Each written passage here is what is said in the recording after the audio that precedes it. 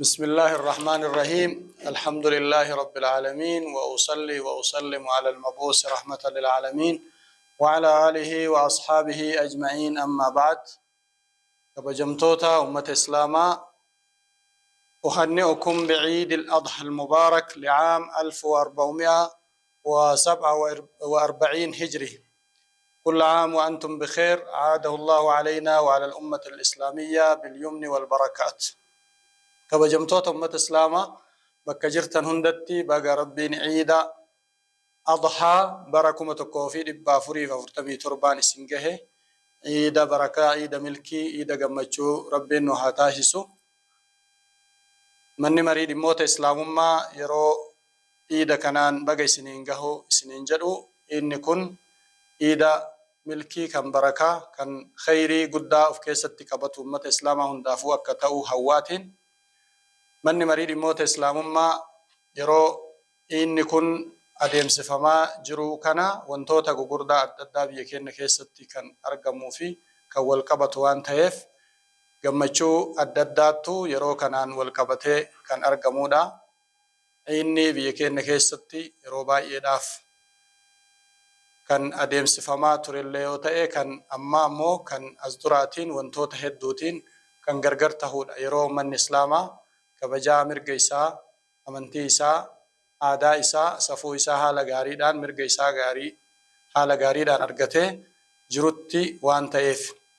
Dabalataanis yeroon ammaa kun yeroo inni kun kan dhufe yeroo biyya keenya keessatti jijjiiramni misoomaa guddina garagaraa biyya keenya keessatti argamaa jiru akkuma mul'atu, kanaa wajjiin gammachuu dabalataa ta'a jechuudha.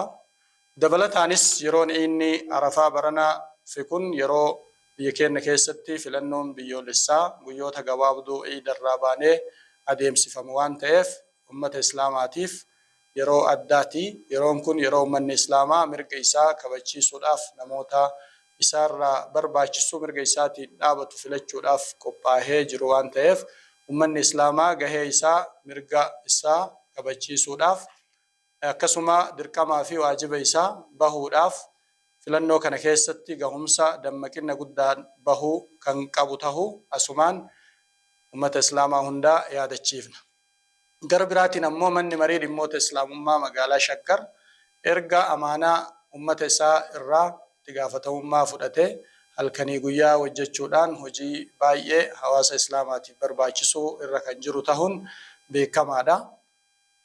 Ummata islaamaa gadhaabuu, ijaaruu haala gaariidhaan qindoominni gaariin akka argamu hawaasa islaamaa tajaajiluu keessatti hojii ciccimatu argamaa jira yeroo ammaa kana keessatti. Ammas rakkoo ummata islaamaa kan yeroo baay'ee yeroo dheeraaf walirratti makamaa walirratti dabalamaa ture kana hiikuudhaaf hojiin cimaan hojjetamaara. San keessaa hanqina masjidoota, lafa awwaalchaa, wantoota adda addaa ummata islaamaa rakkisu kana deebii akka argatuuf manni marii dhimmoota islaamummaa qaama mootummaa wajjin ta'uudhaan sirritti kan irratti hojjetaa tahuun sirritti hubatamuu qaba. Kanneen keessaa lafoota garagaraa kan as dura waadaa galame kaartaa isaa fuudhuudhaan akkasuma lafa awwaalchaallee yeroo gabaabaa keessatti ummanni islaamaa bakka awwaalchaa dhabee akka hin rakkanneef akka argatuuf qaamota mootummaa wajjin ta'uudhaaf hojii cimatu hojjetamaa jira tahuu ummanni islaamaa hubate mana marii dhimmoota islaamummaa wajjin akka dhaabatuuf yaamsa dabarsina. Akkasuma manni marii dhimmoota islaamummaa kun kan hawaasni islaamaa ufuma isaatii dhaabbata isaa jedhee jabeeffatu waan ta'eef mana marii dhimmoota islaamaa wajjin akka manni islaamaa dhaabatu pirojektii waqfii kana dura jalqabe akka xumursiisuu irratti hundinuu gahee isaa bahu ergaa dabarsuu barbaada.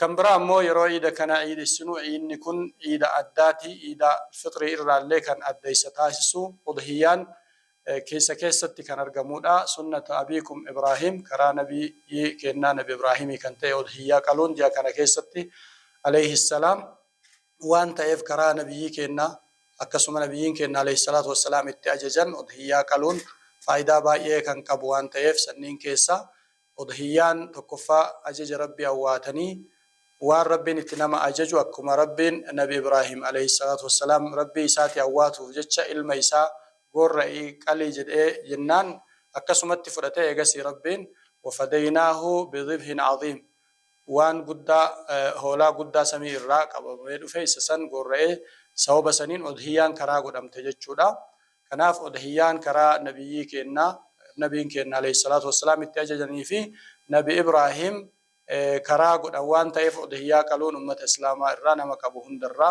برباش سادا إنما يو نمني أدهيا هنكبن حال كابون كباتا تأي فلا يقربن مصلانا بك صلاة كن إسات تكنيها بك عيدات تكنيها جتشو تجروان تيف نمن إسلاما نمن دندود هي كله فروتن إساء الله إساء نمو تركتها في